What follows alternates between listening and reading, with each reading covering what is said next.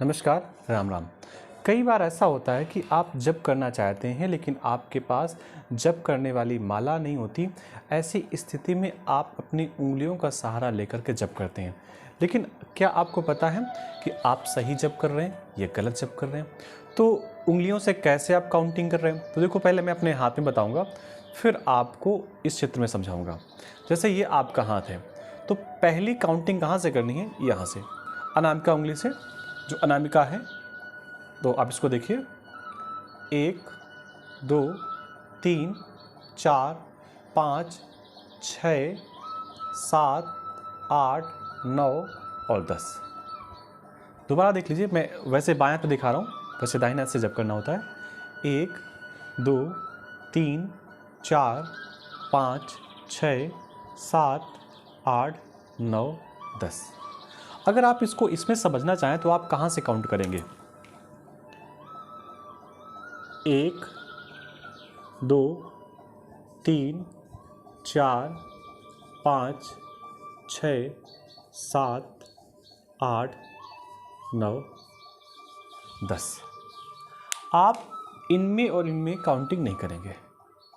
हो सकता है ये बात आपको समझ में आ गई हो। जब आप ऐसे काउंट करेंगे दाहिने हाथ से, 1 2 3 4 5 6 7 8 9 10, तो जब आप एक बार घूम करके गए तो आपकी 10 जप हो गए, 10 नाम हो गए।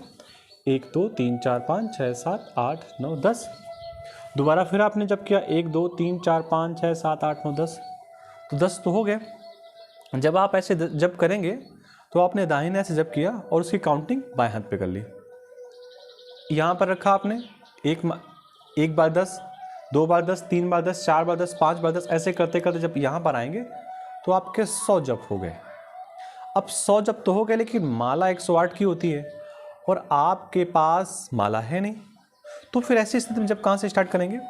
अब मैं इसको इरेज नहीं करूँगा, मैं इसी में बताऊँगा आपको। जहाँ आपके 2 नंबर लिखा हुआ है वहीं से जब प्रारंभ करेंगे 2 नंबर से, यानी कि 2 को मैं 1 काउंट कर रहा हूँ, इसको सीरियल में मैं देख रहा हूँ 1, और जहाँ पर 1 नंबर रखा है उसको टच नहीं करेंगे।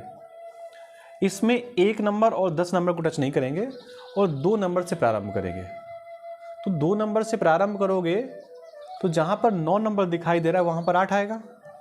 मेरी बात आप समझ रहे होंगे। 2 से प्रारंभ करेंगे तो जहाँ पर 9 दिखाई दे रहा है वहाँ लास्ट में 8 आएगा, तो 8 हो जाएंगे आपके। अब इसको देखिए, तरीका वही है। 2 से स्टार्ट करेंगे, 2 के बाद 3 4 5 6 7 8 9। अब इसको समझिए, 2 पे हमने 1 रखा, 2 3 4 5 6 7 8। ना तो हमने 1 नंबर को टच किया, ना हमने 10 नंबर को टच किया। तो जब आप 10 बार सीक्वेंसली जब कर लेंगे तो 100 हो जाएगा, और एक बार ऐसे काउंट कर लेंगे तो 108 हो जाएगा। वैसे प्रयास ये हो कि माला से ही जप हो, लेकिन किसी कारण से अगर आपके पास माला उपलब्ध नहीं है, आप हाथ से काउंटिंग करना चाहते हैं, तो आप इस प्रकार कर सकते हैं।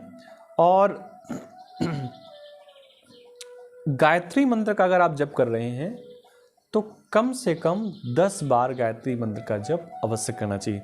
गायत्री मंत्र के जप के पहले की कुछ प्रक्रियाएं हैं, वो आप किसी आचार्य के पास बैठ करके, या गीता प्रेस की पुस्तक निकलती है जिसमें सब कुछ दिया हुआ है, आप वहाँ से पढ़ करके आप इसको सीख सकते हैं। हो सकता है ये जो वीडियो मैंने आपके लिए बनाई है ये बड़ी आपके लिए लाभकारी हो, तो इसको आप दूसरों को भी शेयर कर सकते हैं। और आप सबको राधे कृष्णा, नमस्कार, जय जगन्नाथ।